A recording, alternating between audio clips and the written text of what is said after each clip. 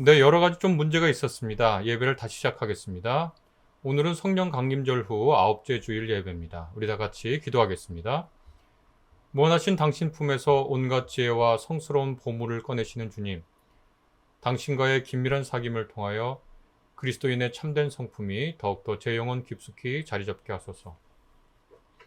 매 순간 감사하여 어떤 일에도 불평하지 않고 당신의 때를 기다리다 부르시면 지체 없이 응하고 고통 가운데서나 위험 가운데서나 담대하게 처신하고 그리스도의 병사답게 공경을 견뎌내고 옳은 일에 편들기를 겁내지 않고 유혹에 빠지지 않도록 삼가 조심하고 몸을 단련하는 데 게으르지 아니하고 모든 일에 소박하고 또 솔직하고 남에게 바라는 바를 남에게 하고 자신의 경험만으로 성급한 판단을 내리지 않고 입을 조심하여 함부로 말하지 않고 저에게 잘못한 이들을 용서하고 저보다 약한 이들을 부드럽게 대하고 언제나 당신의 뜻을 따르는데 주저함이 없는 그리스도인의 성품을 고루 갖추게 저를 도와주소서.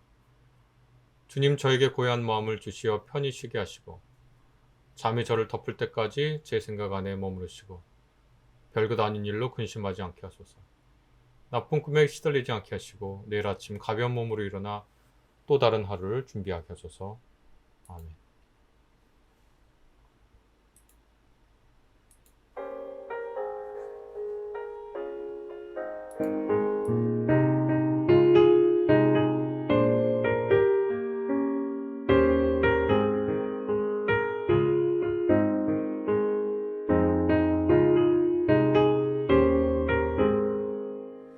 나의 생명 되신 주님 앞에 나아갑니다. 주의 흘린 보혈로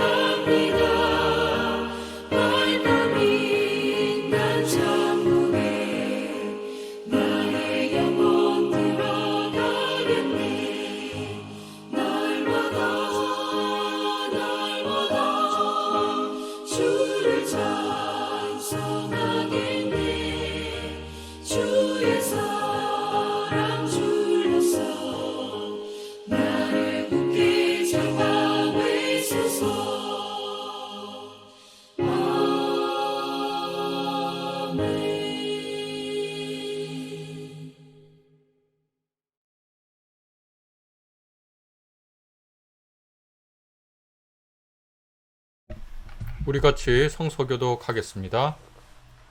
그 무렵에 예수께서 안식일에 밀밭 사이로 지나가셨다. 그런데 제자들이 배가 고파서 밀 이삭을 잘라서 먹기 시작하였다.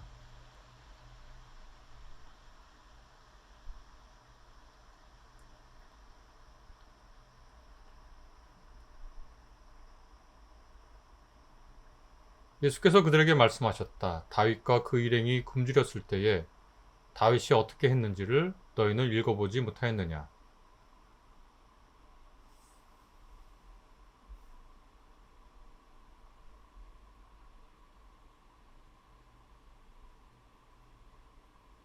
내가 너희에게 말한다. 성전보다 더 큰 이가 여기에 있다.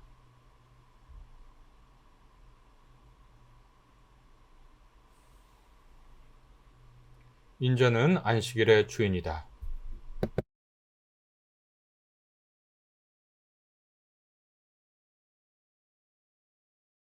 우리 같이 찬양하겠습니다.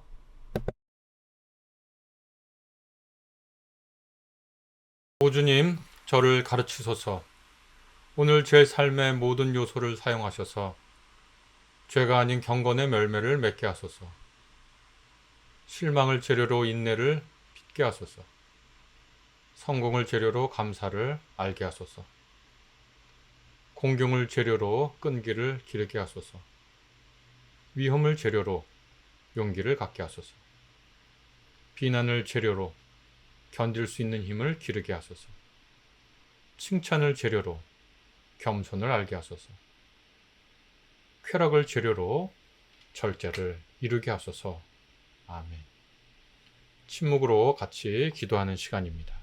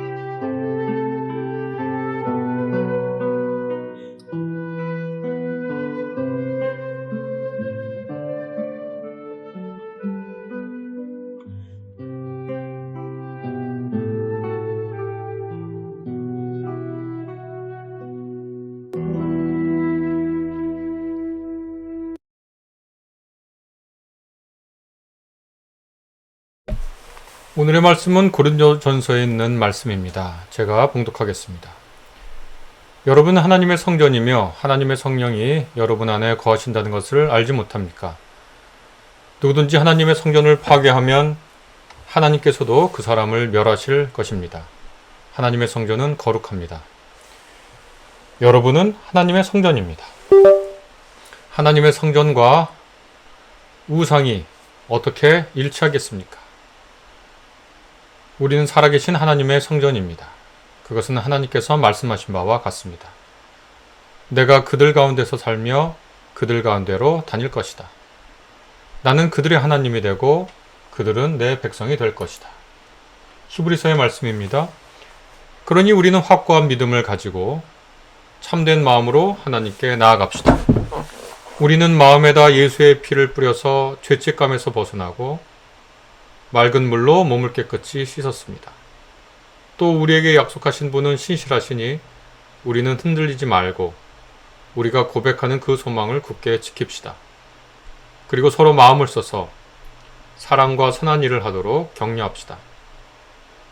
어떤 사람들의 습관처럼 우리는 모이기를 그만하지 말고 서로 격려하여 그날이 가까워 오는 것을 볼 수 있도록 더욱 힘써 모입시다.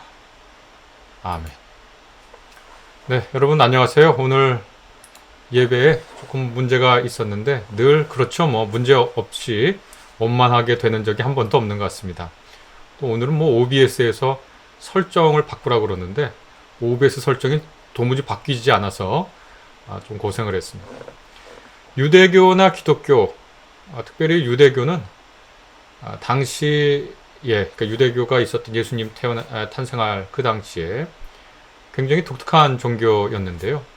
그 이유는 십계명에 따라서 어떤 형상도 신을 나타내는 어떤 형상도 만들지 말라라고 하는 계명이 있었기 때문입니다. 당시 종교는 이미 제가 몇 번 말씀드렸다시피 신상이 곧 신을 대신하는 거였습니다. 그래서 신상이 없이 어떤 종교가 성립한다는 것은 당시 사람들의 머릿속으로는 가능한 일이 아니었습니다.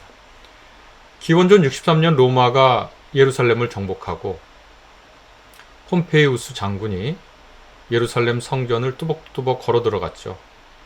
대제사장만 1년에 한 번씩 들어갈 수 있는 지성소에 유대인들이 섬기는 신은 어떤 모습을 하고 있는지 그 신상을 보러 폼페이우스가 들어갔는데 여러분 짐작하다시피 거기에는 야훼를 나타내는 신은 존재하지 않았습니다. 그 신상은 존재하지 않았습니다. 뭐 전하는 유대인들의 전설에 따르면 아무것도 없잖아 이런 얘기를 했다고 하는 전승도 있고요. 별것 없네 이렇게 얘기했다고 하는 전설도 있다고 어디선가 들었습니다. 이 신상이 없는 종교는 사실 무엇을 뜻하냐면 신전이 필요 없다는 걸 뜻하거든요. 신전이라고 하는 것은 신상을 두기 위한 것인데 신상이 없는 종교에 신상을 두는 신전이 따로 있을 이유가 없죠. 이렇게 신상이 없는 종교, 신전이 없는 종교를 유대교는 발전시켜 왔는데 이들이 바빌론의 포로 생활을 할 때도 이것이 굉장히 큰 역할을 했습니다.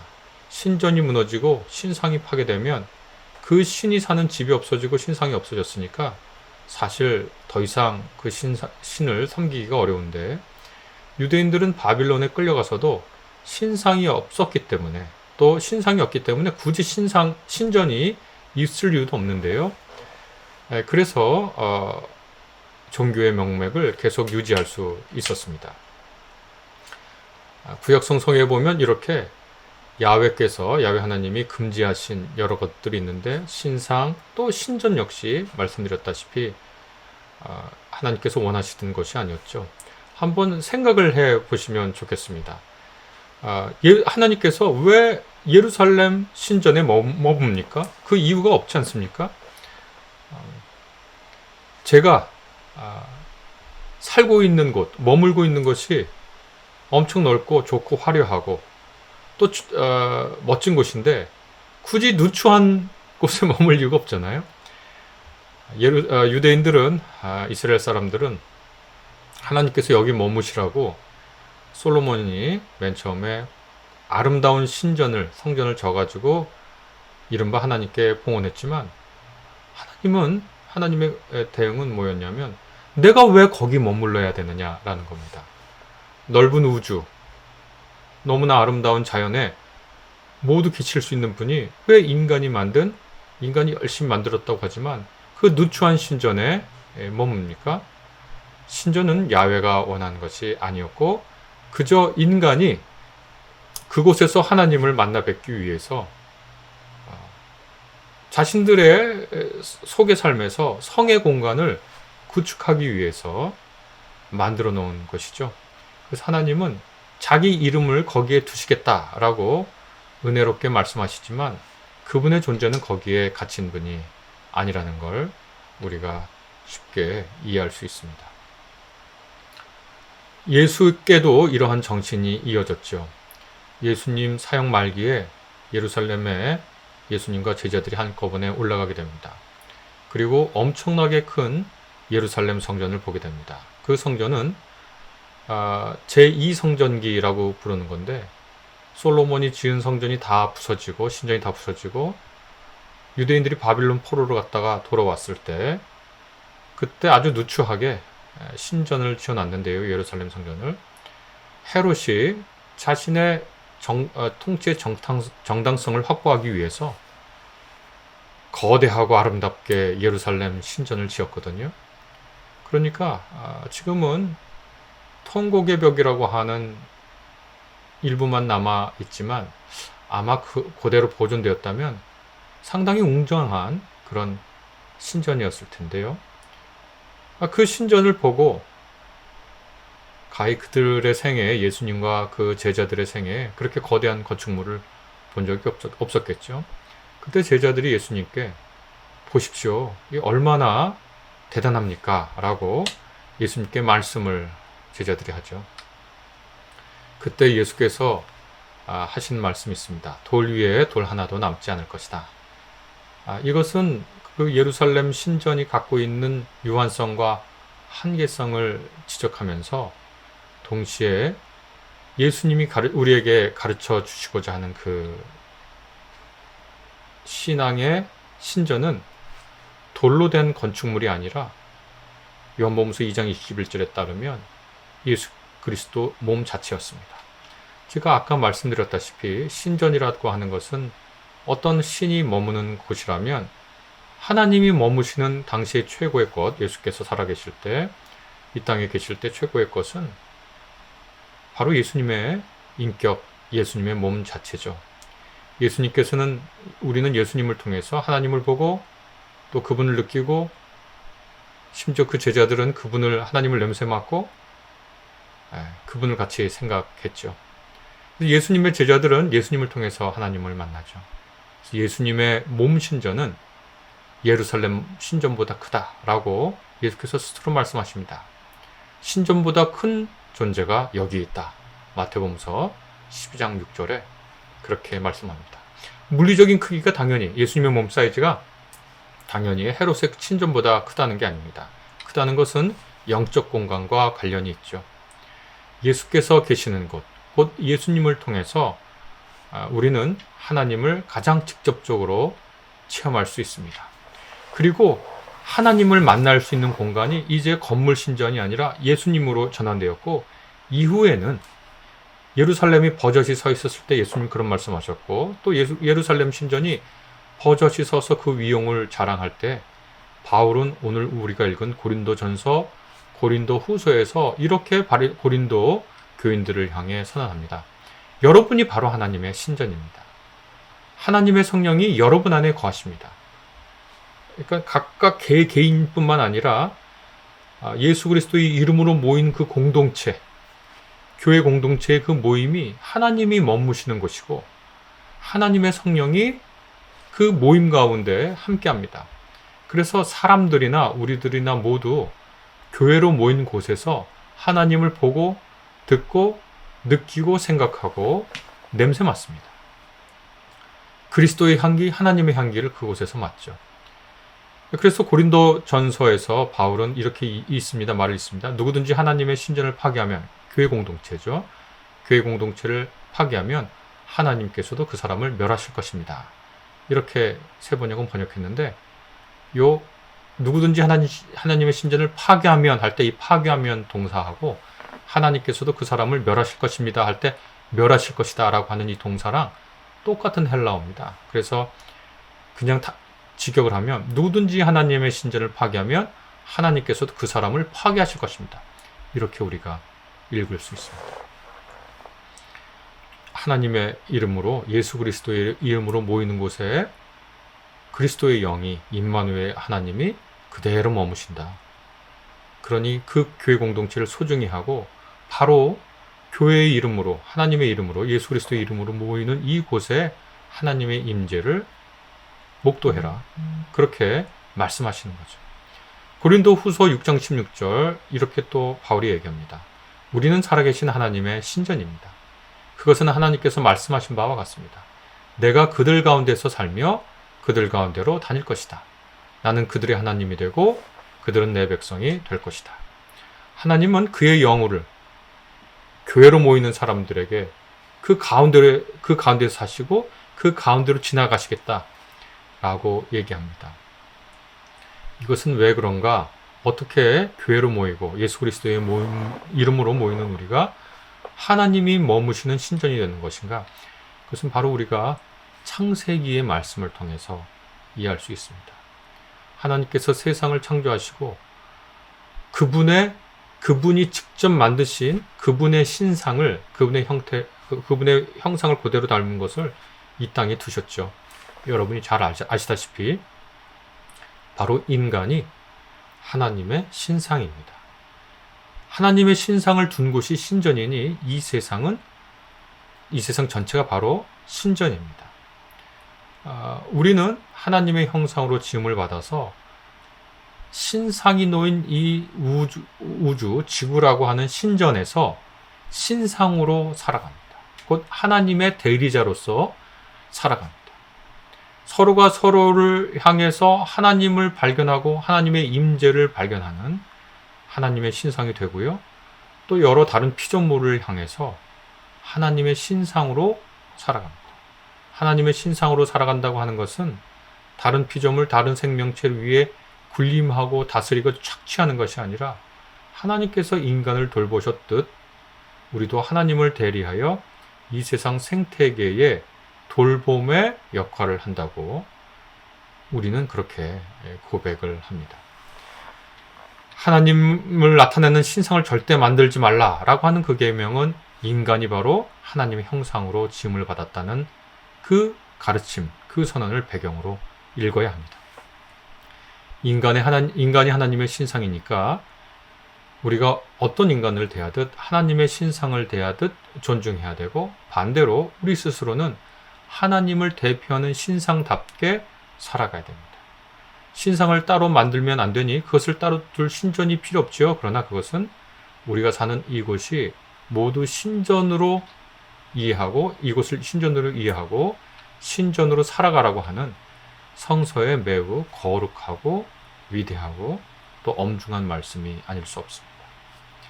우리가 우리 자신의 정체성을 하나님의 신상으로 생각한다면 우리는 이 신상으로서 살아가기 위해서 이 땅에서 아름다움과 또 옳음과 또 선함을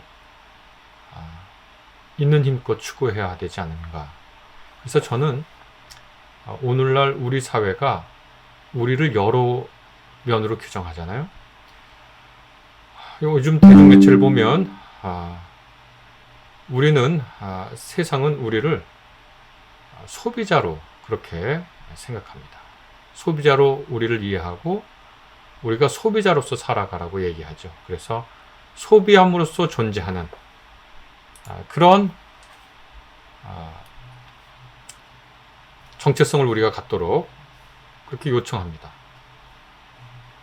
또 우리가 소비자뿐만 아니라 또 어떨 때는 누군가를 질투하고 누군가 위에 군림하는 존재로 살아가라고 우리에게 얘기를 하죠. 이 모든 과정 중에 우리는 우리 스스로를 향해서 하나님의 신상이라고 선언해 주신 그 선언을 우리의 신앙으로 받아들입니다. 소비주의가 우리를 소비자라고, 소비해야 네가 존재한다고 얘기할 때 우리는 다른 생각을 합니다. 이 세상의 자원을 한껏 이용해서 너의 안락함을 추구하라고 얘기할 때 우리는 하나님의 대리자로서 돌봄과 또 이 생태계의 생명을 가꾸는 일을 해야 한다고 성경은 우리에게 우리의 정체와 우리의 할 일을 알려줍니다. 하여 우리는 우리 신앙을 가지고 우리의 삶을 아름답게 조각해가는 신앙 예술화로 살아간다고 말씀드릴 수 있겠습니다. 네, OBS가 계속 이렇게 저렇게 끊기는데 여러분 잘 이해해 주시기 바랍니다. 우리 다 같이 오늘 말씀 가운데 들려주시는 하나님의 음성을 묵상하도록 하겠습니다.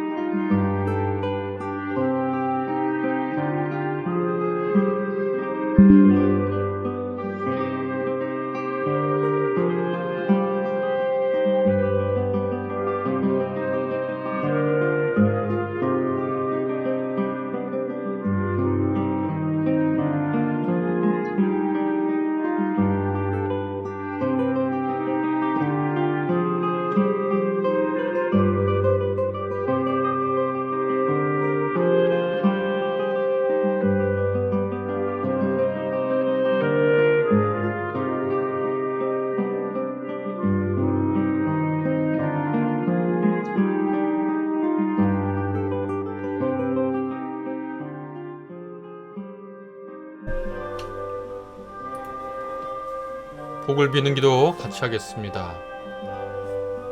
주 예수 그리스도의 은혜와 하나님의 사랑과 성령의 사귐이 우리 모두와 함께 하시기를 간절히 빕니다. 아멘.